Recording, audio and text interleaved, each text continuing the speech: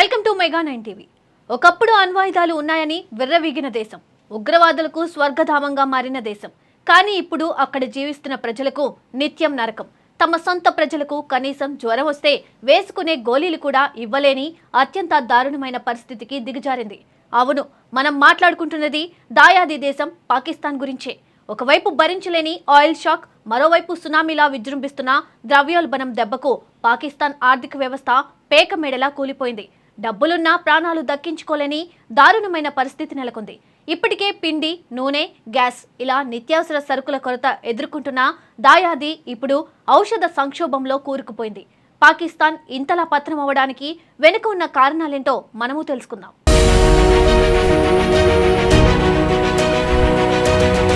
America Iran యుద్ధం వల్ల ఏర్పడిన ఉద్రిక్తతలు, హార్ముజ్ జలసంధి మూసివేత ప్రభావం మిగతా దేశాల మీద ఎలా ఉందో కానీ పాకిస్తాన్ను మాత్రం నేలనాకిస్తోంది. దేశంలో ఇంధన ధరలు భారీగా పెరిగాయి. ద్రవ్యోల్బణం తారాస్థాయికి చేరుకుంది.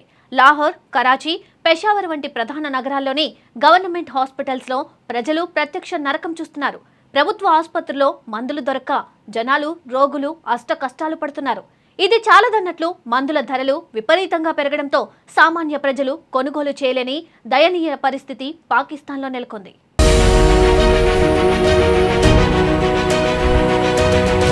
ప్రస్తుతం పాకిస్తాన్ ఆసుపత్రిలో కనిపిస్తున్న దృశ్యాలు చూస్తే ఎవరికైనా కన్నీళ్లు రావాల్సిందే.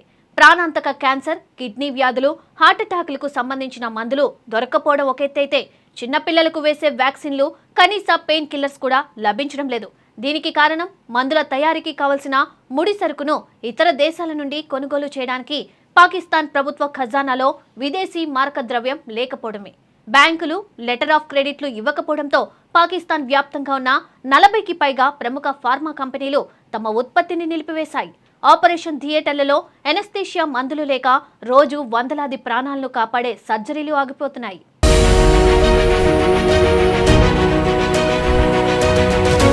నివేదికల ప్రకారం 2023 నుండి పాకిస్తాన్లో మెడిసిన్స్ ధరలు పెరుగుతూనే ఉన్నాయి. 2024లో 50%, 2025లో 30 నుండి 40% పెరిగాయి. 2026లో మిడిల్ ఈస్ట్ సంక్షోభం వల్ల ఈ పెరుగుదల మరింత వేగమైంది. ఇదే సమయంలో ప్రధాని షహబాజ్ షరీఫ్ ప్రభుత్వం ఔషధ తయారీకి అవసరమైన ముడి పదార్థాలపై 18% పన్ను విధించింది. దీంతో మందుల ధరలు మరింత పెరిగాయి. పాకిస్తాన్లో అమ్ముడయ్యే మందుల్లో చాలా వరకు విదేశాల నుండి దిగుమతి అవుతూ ఉంటాయి. ఇప్పుడు ఈ రంగం తీవ్ర ఒత్తిడిని ఎదుర్కొంటుంది. ఈ పరిణామాలతో పాకిస్తాన్లో కరెంట్ అకౌంట్ లోటు, విదేశీ మారక నిల్వలు తగ్గడం, కరెన్సీ పతనం వంటి సమస్యల్ని ఎదుర్కొంటోంది.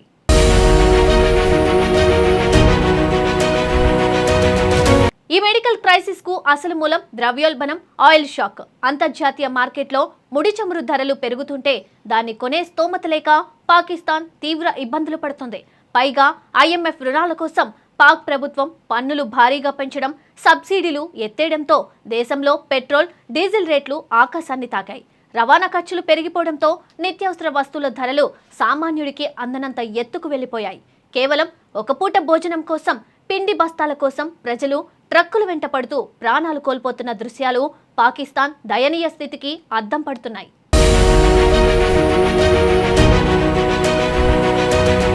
ఇంత జరుగుతున్న పాకిస్తాన్ పాలకుల బుద్ధి మారలేదు.